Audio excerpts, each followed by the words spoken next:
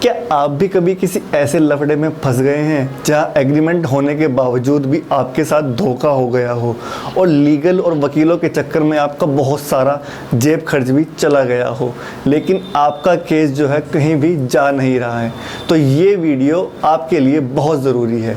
तो आज हम बात करने वाले हैं पेड नेटवर्क्स के बारे में। हेलो गाइज, मेरा नाम है श्रेष्ठ सैनी और आप देख रहे हैं टोटल क्रिप्टो। तो बिना देरी करे शुरू करते हैं ये वीडियो।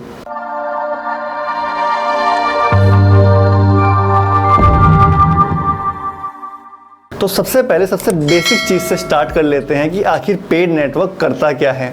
पेड नेटवर्क दो लोगों के बीच अगर कोई बिजनेस की बात हुई है, सबसे सिंपल एग्जांपल से लेकर चलते हैं।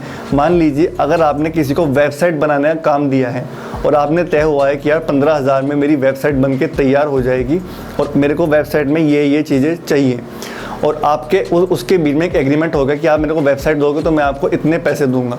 और मान लीजिए आपकी वो वेबसाइट जो है उस तरीके की नहीं निकल कर आती जिस तरीके से आपने बोला था, और वो बंदा जिसको आपने 15,000 रुपये पे किए थे वो अब आगे जो भी अमेंडमेंट्स हैं वो करने से मना कर रहा है।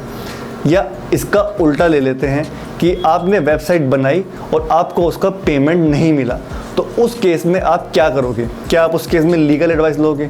क्योंकि लीगल एडवाइस लेने पर तो आपका बहुत ज़्यादा खर्चा आ जाएगा और बहुत ज़्यादा टाइम भी वेस्ट हो जाएगा।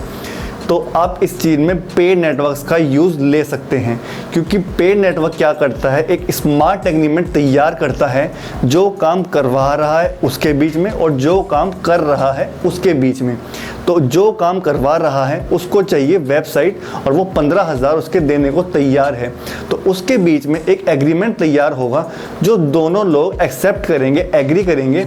उसके बाद क्या होगा, जो बंदा वेबसाइट बनवा रहा है वो उस पेड नेटवर्क पर अपने 15,000 रुपये डाल देगा, जिससे ये एश्योरिटी बनाने वाले को मिल जाती है कि मेरे पैसे, अगर मैं पूरी मेहनत या टाइम लगा के जो भी वेबसाइट बना रहा हूँ उसके पैसे अगर मेरा काम सही है तो मिल जाएंगे। तो इससे क्या होता है कि एश्योरिटी मिल जाती है बनाने वाले को भी और पैसे देने वाले को भी कि पैसे सामने वाले बंदे को तभी मिलेंगे जब वो मेरे को मेरा काम दे देगा, और उसको जो बंदा बना रहा है उसको भी एश्योरिटी हो जाती है कि मेरे को मेरे पैसे मेरे काम के मिल जाएंगे। तो ये है बेसिक काम पेड नेटवर्क्स का। अब इसी को थोड़ा और इलेबोरेट कर लेते हैं।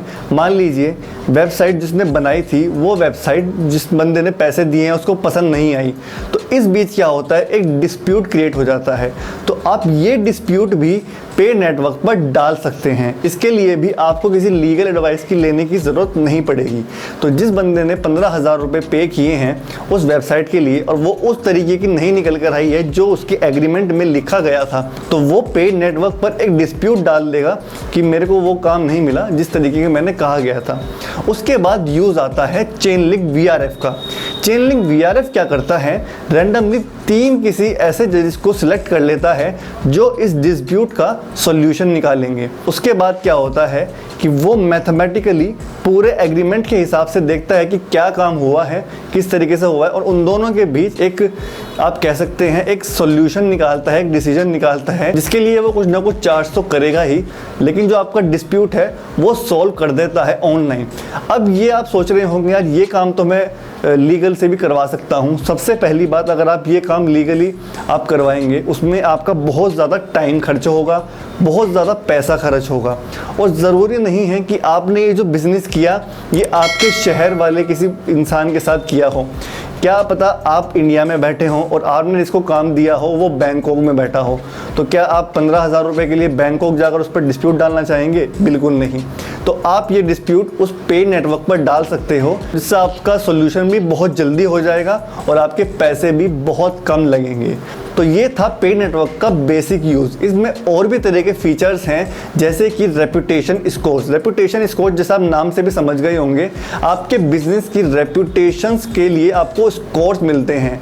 जो भी आपके क्लाइंट्स हैं या कस्टमर्स हैं जिसको भी आपने सर्विस दी है वो आपके काम को रिव्यू करते हैं और आपके काम को स्कोर्स देते हैं, जिससे आपकी एक रेपुटेशन उस वेबसाइट पर क्रिएट हो जाती है, जिससे जो आपका नया कस्टमर या क्लाइंट आएगा वो आपके रेपुटेशंस के स्कोर्स को देखकर आप पर और ज़्यादा ट्रस्ट कर सकता है और आपके साथ काम करने के लिए बहुत जल्दी तैयार हो सकता है। तो आपके रेपुटेशंस स्कोर्स की वजह से भी आपको बहुत सारा बिजनेस मिलने की संभावना है। तो अब थोड़ा पेड नेटवर्क्स के टेक्निकल यूज भी जान लेते हैं कि आप इस पर एग्रीमेंट किस तरीके से बना सकते हैं और अपना बिजनेस को और सिक्योर कैसे कर सकते हैं। तो पेड नेटवर्क ब्लॉकचेन टेक्नोलॉजी पर वर्क करता है और D5 टूल्स के द्वारा वो एक एग्रीमेंट तैयार करता है जिसको कहते हैं स्मार्ट एग्रीमेंट। तो सेंडर स्मार्ट एग्रीमेंट को रिसीवर को भेजता है जो उसको पढ़कर और उसको साइन कर कर वापस सबमिट कर देता है, जिससे ये वेरीफाई हो जाता है कि सेंडर और रिसीवर उस एग्रीमेंट से एग्री करते हैं और उस काम को करने के लिए तैयार हो गए हैं। ये प्लेटफॉर्म आपके पूरे एग्रीमेंट या कॉन्ट्रैक्ट का कितना भी टाइम है उस टाइम तक पूरा आपका एग्रीमेंट को मैनेज करता है और सेंडर और रिसीवर के बीच में कम्युनिकेशन भी करवाता है।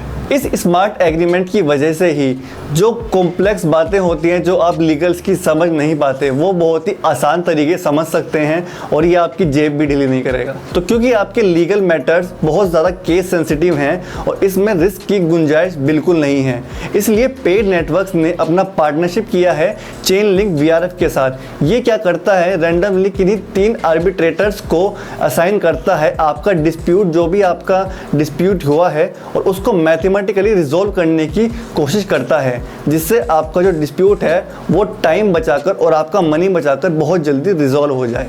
पेड नेटवर्क्स के अंदर अगला फीचर आता है पेड टोकन्स का। अब ये पेड टोकन्स क्या करते हैं? पेड टोकन्स आप कई तरह के काम कर सकते हैं, जैसे आपके एग्रीमेंट के टेम्पलेट्स हैं उसको ख़रीदना और आपके पेड नेटवर्क्स के सब्सक्रिप्शंस फीस को देना और आप जो एस्क्रो पर जो अपनी अमाउंट जमा करते हैं उसको देना। अब ये एस्क्रो क्या है?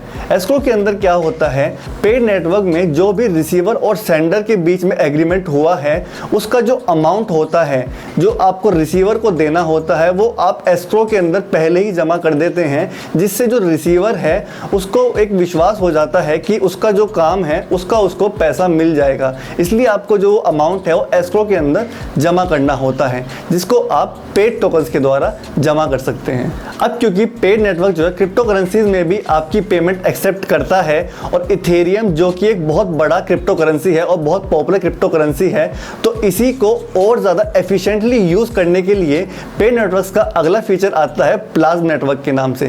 प्लाज्म नेटवर्क आपकी इथेरियम की जो ट्रांजैक्शंस है उसको बहुत ही हाई रेट पर और बहुत ही तेज़ी से एग्जीक्यूट कर देता है। अगला फीचर आता है ignition token and incentive mechanism.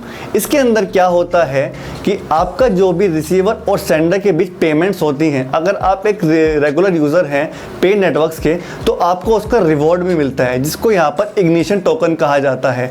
ये रिवॉर्ड उन सबको तो मिलता ही है जो इस प्लेटफॉर्म से जुड़ चुके हैं और इसका बहुत ही ज़्यादा यूज़ कर रहे हैं, और उनको भी आगे मिलेगा जो इस प्लेटफॉर्म को ज्वाइन करेंगे और इसका बहुत जल्दी यूज़ करेंगे और एफिशिएंटली यूज़ करते रहेंगे।